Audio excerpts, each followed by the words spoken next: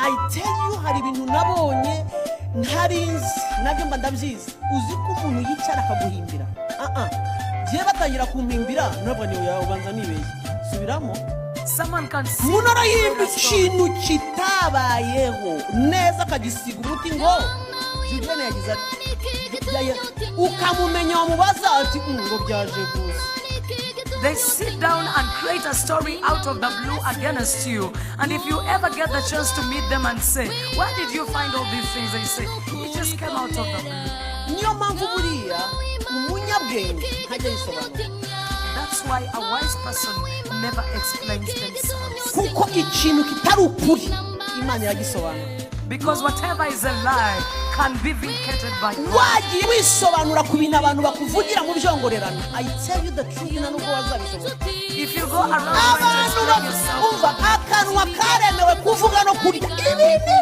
People's mouths are there to speak about you and to eat. Nadimuza bingahe? Two things. Iyo umuntu atari mararya arimo arakora.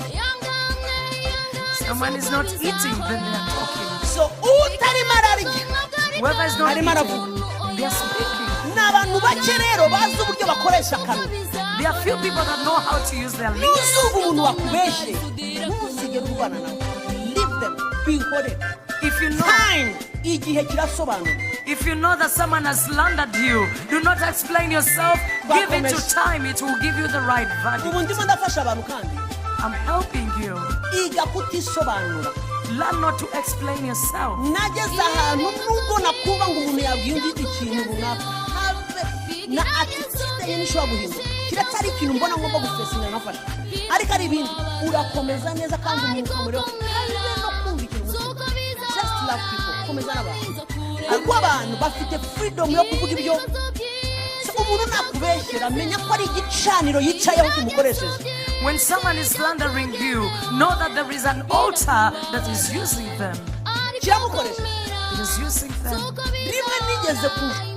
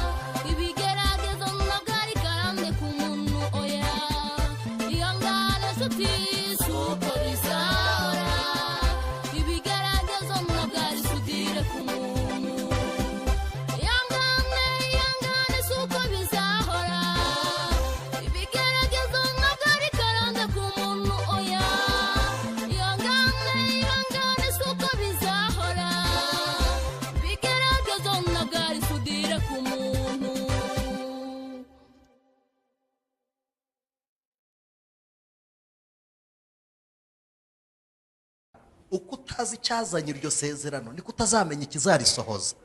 Kabiri, uko utazi igikesha ijoro rikaba amanywa niko utazi ikizakura ubwire ku buzima bwawe.